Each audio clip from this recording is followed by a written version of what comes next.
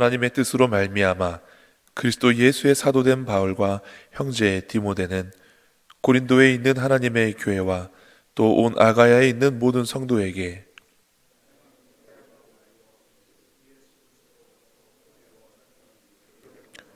찬송하리로다. 그는 우리 주 예수 그리스도의 하나님이시요 자비의 아버지시요 모든 위로의 하나님이시며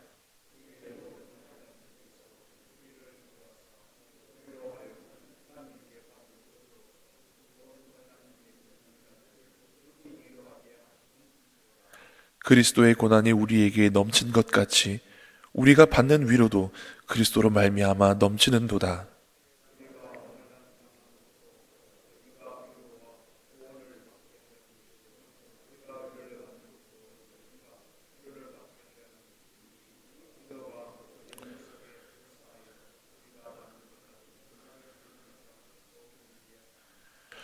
너희를 위한 우리의 소망의 견고함은 너희가 고난에 참여하는 자가 된 것 같이 위로해도 그럴 줄 알미라.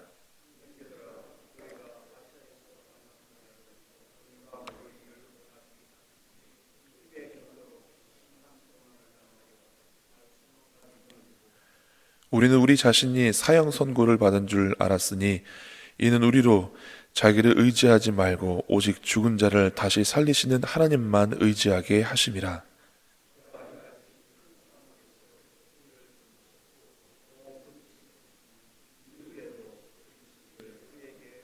함께 읽겠습니다. 너희도 우리를 위하여 간구함으로 도우라. 이는 우리가 많은 사람의 기도로 얻은 은사로 말미암아 많은 사람이 우리를 위하여 감사하게 하려 함이라. 아멘. 고린도후서는 바울 사도가 자신의 사도직과 또 사도적 권위를 변호함으로써 고린도 교회 성도들과의 완전한 화목을 도모하는 한편 고린도 교회의 질서와 그 신앙을 확립하고자 하는 목적으로 기록된 서신입니다. 바울이 2차 전도 여행 당시에 고린도에 1년 6개월 동안 머뭅니다. 그리고 이후에 2차 전도 여행을 마치고 안디옥으로 돌아와서 머물다가 AD 55년경에 이제 3차 전도 여행을 와서 에베소에 머무는 동안 이 고린도 교회로부터 온 소식을 듣고 편지를 쓴 것이 AD 55년경, 그것이 고린도 전서가 된다고 많은 성서 신학자들이 그렇게 이야기를 하고 있습니다. 우리가 고린도 전서를 이제 설교로 말씀으로 묵상하고 또 함께 나눴다시피 고린도 교회의 여러 가지 문제들에 대한 사도 바울의 권면과 또 그 교회가 평안하기를 바라는 마음으로 썼던 이 편지가 고린도 교인들에게 전달되어졌을 때 고린도 교인들이 순종함으로 기쁨과 감사함으로 이 말씀을 받은 것 같지가 않습니다. 왜냐하면 이제 고린도 후서를 읽어보면 사도 바울이 글로 대할 때는 참 권위가 있는데 막상 언변에는 다른 아볼로나 다른 사람들과 비교해 봤을 때 떨어지는 것을 볼 수 있습니다. 그래서 사도 바울은 글은 좋은데 얼굴을 대면하여 대해서 말로 대할 때는 좀 명신통치 않은 것 같은 그런 느낌의 이야기가 고린도 후서에 등장합니다. 그리고 다른 사도들은 이제 섬김을 받으면서 아내와 동행하면서 베드로와 같은 경우에 그렇게 전도를 다니는데 사도 바울은 자비량 선교를 했습니다. 일을 하면서 선교에 지장이 되지 않도록 자기가 직접 벌어서 선교 여행을 했었습니다. 근데 오히려 그 모습이 사도의 권위를 봤을 때는 좀 떨어지는 모습으로 고린도 교인들이 받아들였던 것 같습니다. 그래서 이 고린도전서를 고린도 교인들이 받았을 때는 고린도전서와 이 후서 사이에 한 6개월 정도의 시간이 있다라고 다들 그렇게 추정을 하고 있는데 사도 바울이 전도 여행을 마치고 간 이후에 다른 거짓 사도들이 고린도에 가서 사도 바울의 사도권을 공격하고 또 그의 권위를 떨어뜨리는 것을 인하여서 실질적으로 고린도전서가 고린도 교인들에게 잘 받아들이지 않았습니다. 그래서 고린도 후서에서 사도 바울은 이제 고린도전서 16장에 나왔던 전도 여행의 계획을 변경하면서까지 고린도에 방문하였습니다. 그래서 그것을 소위 근심의 방문이라고 하는데, 그것은 고린도후서 2장 1절에 보면 이렇게 나와 있습니다. 내가 다시는 근심으로 너희에게 나아가지 않기를 스스로 결단하였으니. 고린도전서와 후서 사이에 고린도 교인들을 방문하였는데, 사도 바울 말씀에는 다시는 근심으로 너희에게 나아가지 않기를 스스로 결단하노니 라는 모습으로 봐서 사도 바울이 그때는 근심으로써 고린도 교인들을 방문했던 것을 알 수 있습니다. 그리고 그는 또한 눈물로 쓴 편지를 썼다라고 고린도 후서에 이야기하고 있습니다. 사도 바울이 자신의 사도권을 세우는 것은 자기의 그 인격적인 그런 상처와 아픔 때문에 바로잡고자 한 것이 아니라, 그가 사도로서 고린도 교회의 신앙의 원리들과 원칙들을, 그리고 하나님의 말씀, 복음을 전하였는데, 자기의 사도권이 흔들림으로 인하여서 이 복음까지 흔들리는 일이 없기를 바라는 마음으로 다시금 자기의 사도권을 변호하고 고린도 교회와 화목하고 하나님의 말씀을 확고하게 하고자 사도 바울은 이렇게 열심으로 노력하고 편지를 쓴 것입니다. 그래서 바울은 고린도후서 이전의 근심의 방문과 눈물의 편지를 뒤로 하고 오늘 본문에서 축복으로 고린도 교회에 문안합니다. 1절과 2절 말씀 함께 읽겠습니다. 하나님의 뜻으로 말미암아 그리스도 예수의 사도된 바울과 형제 디모데는 고린도 교회에 있는 하나님의 교회와 또 온 아가야에 있는 모든 성도에게 하나님 우리 아버지와 주 예수 그리스도로부터 은혜와 평강이 있기를 원하노라. 아멘. 진심 어린 사랑과 충고가 담긴 고린도전서가 오히려 바울과 고린도 교회의 성도들 사이에 불순종으로, 불신의 반응으로 돌아오고, 또 사도 바울의 사도권마저 공격당해서 근심으로 방문하고 눈물을 썼던 편지, 그 바울과 고린도 교회의 사이를 생각해 보면 오늘 우리가 함께 읽은 1, 2절 말씀, 이 축복의 문안 인사는 신앙적으로도 인격적으로도 너무나 훌륭한 행위입니다. 보통 우리는 서운한 것이 있거나 나의 존재에 대해서 존중받지 못하고 신뢰받지 못하고 공격받게 되면 그것에 대해서 어떻게 합니까? 불평하게 되고 대적하고 반격하기에 급급합니다.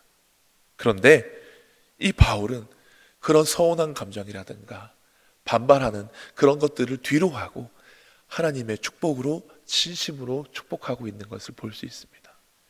결코 쉬운 행위가 아닙니다. 그런데 나의 인격, 나의 생각, 나의 고집을 내려놓고 하나님께서 고린도 교회를 향한 그 마음을 자기 안에 받아들였을 때 바울은 반박으로 시작하지 않고 공격으로 시작하지 않고 원망으로 시작하지 않고 하나님의 축복으로 이 편지의 글을 시작할 수 있는 것이었습니다. 참된 그리스도인은 신앙으로서 자신의 인격을 성장시키고 심지어는 자신을 공격하는 사람조차도, 자신을 반대하는 사람조차도 하나님의 사랑으로 품을 수 있어야 합니다. 십자가 위에서 예수님이 그러셨습니다. 누가복음 23장 34절에 예수께서 이르시되 아버지여 저들을 사하여 주옵소서 자기들이 하는 것을 알지 못함이니이다. 내가 만약 메시아거든 십자가에서 내려와 봐라 하고 예수님을 조롱하던 자들을 향하여서 예수님께서는 아버지 저들의 죄를 사하여 주시옵소서 기도하셨습니다.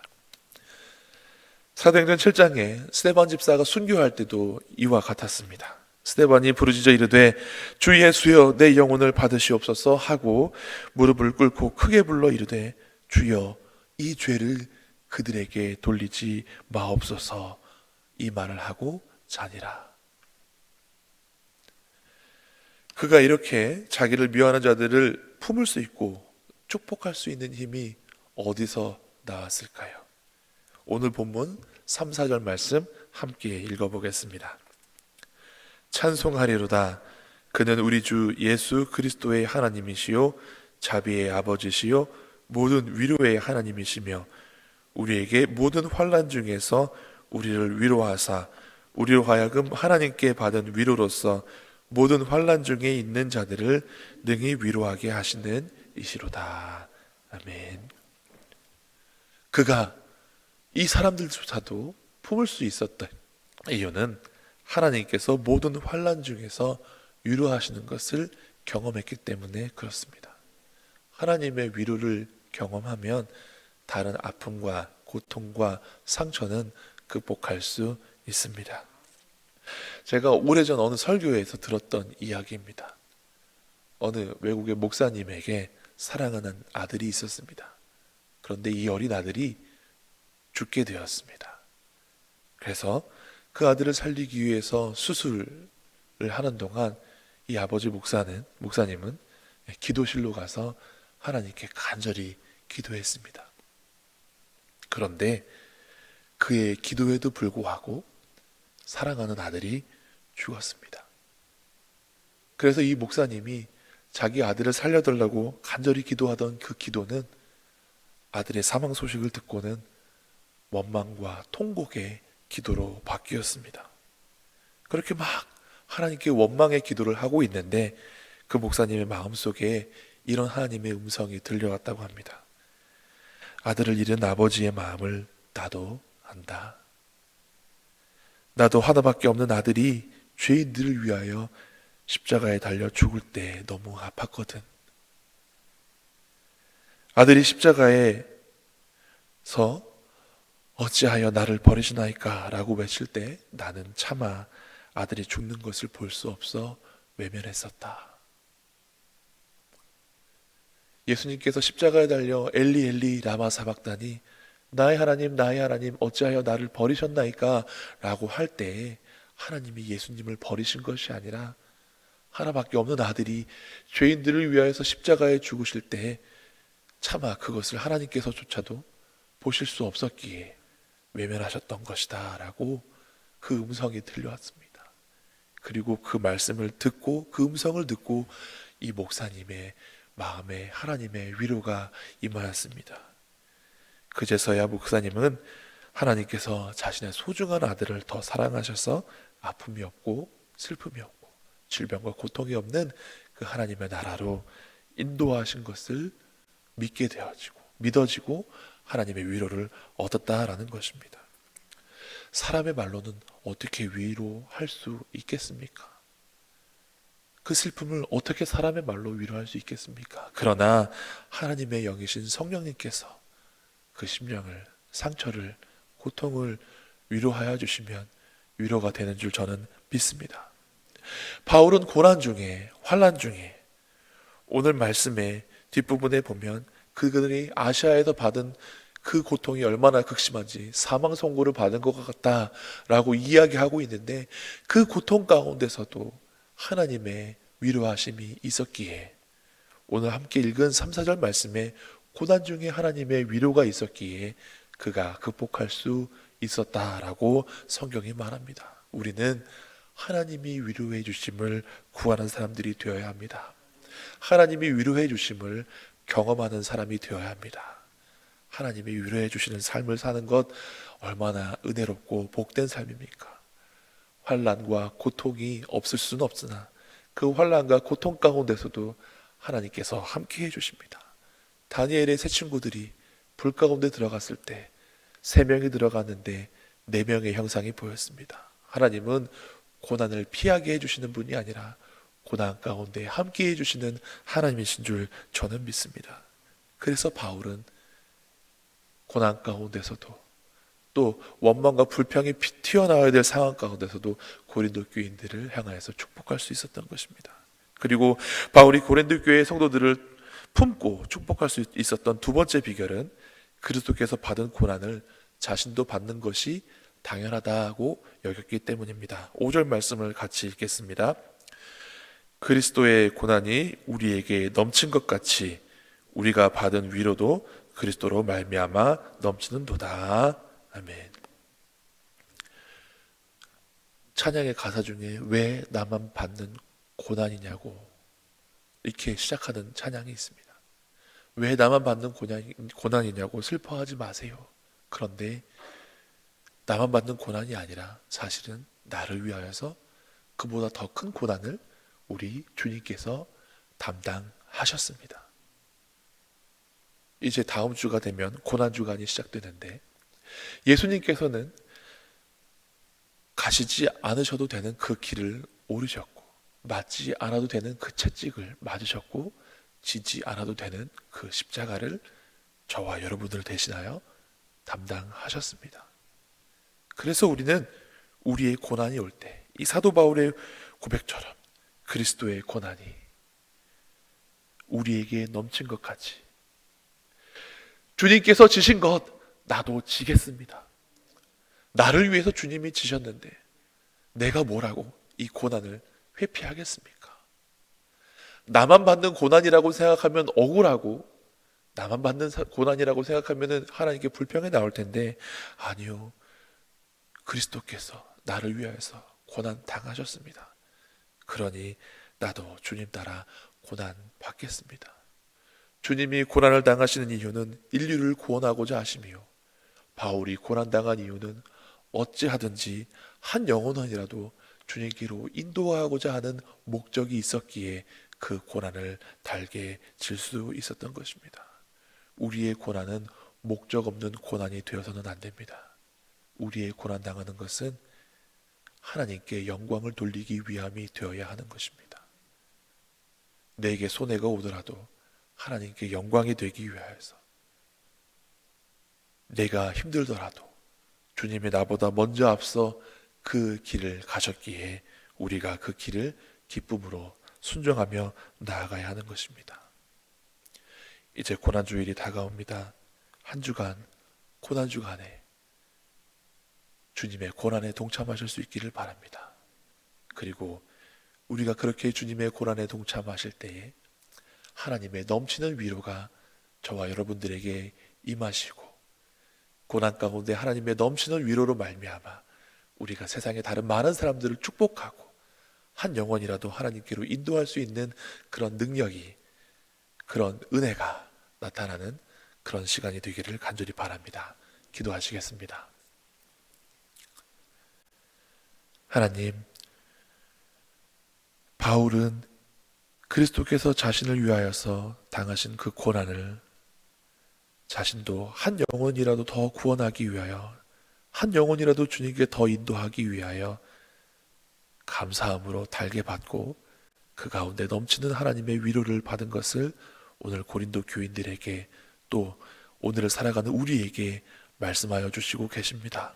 하나님, 우리가 고난을 피하는 사람이 아니라 고난이 다가올 때 그 고난 가운데서도 위로하시는 하나님을 경험할 수 있는 믿음의 사람들이 되기를 바랍니다. 하나님, 우리에게 고난이 다가올 때 우리보다 더 큰 고난을 담당하신 주님을 바라보게 하여 주시옵소서.